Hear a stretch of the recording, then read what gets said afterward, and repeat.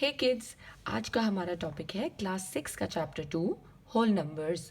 Whole numbers के अंदर आज जो हम पढ़ेंगे वो है properties of operations on whole numbers. तो इससे पहले कि हम ये पढ़ें कि हर प्रॉपर्टी हर ऑपरेशन में कैसे एक्ट करती है, इससे पहले हम ये पढ़ेंगे कि हर प्रॉपर्टी है क्या। तो आइए देखते हैं। हमारी फर्स्ट प्रॉपर्टी है closure property.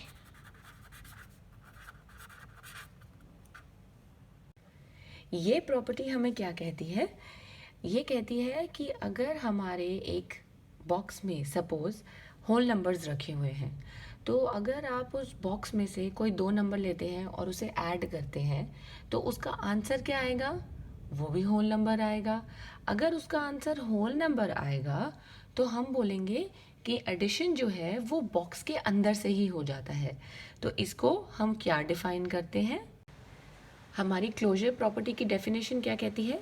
A set is closed under an operation when the result of operation on any two numbers in the set is also in that set।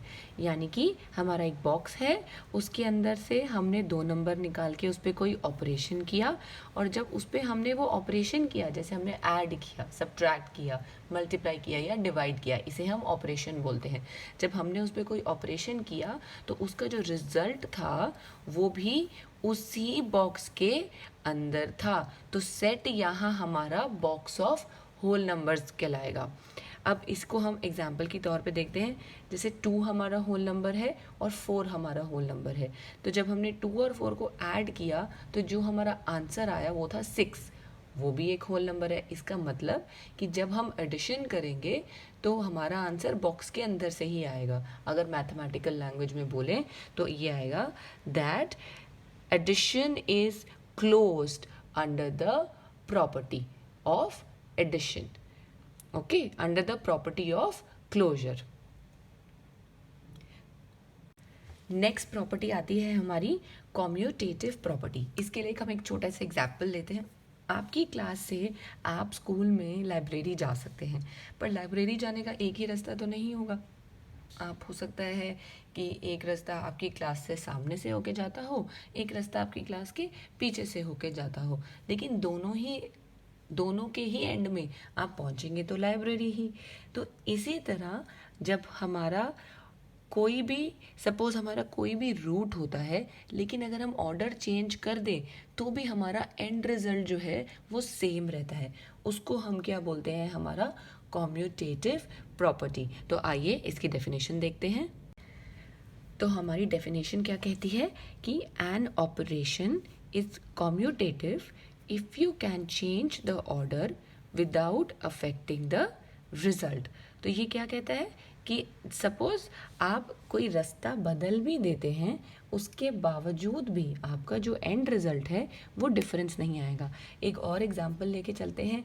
Suppose आप पहले हैट पहनते हैं, फिर आप अपना कोट पहनते हैं, कोई डिफरेंस तो ऐसा सच आएगा नहीं कि अगर आप पहले अपना कोट पहन लें या फिर अपनी हैट पहन लें। तो ये हमारा कॉम्यूटेटिव है कि हमने रास्ता बदला, हमने ऑर्डर चेंज किया चीज़ों का, लेकिन डिफरेंस नहीं आया। अब मैं आपको एक एग्जांपल देती हूँ। जैसे कि आप क्या ऐसा कर सकते हैं कि पहले आप प्लेन उड़ा लें और फिर आप प्लेन का इंजन स्टार्ट करें? ऐसा तो नहीं हो सकता।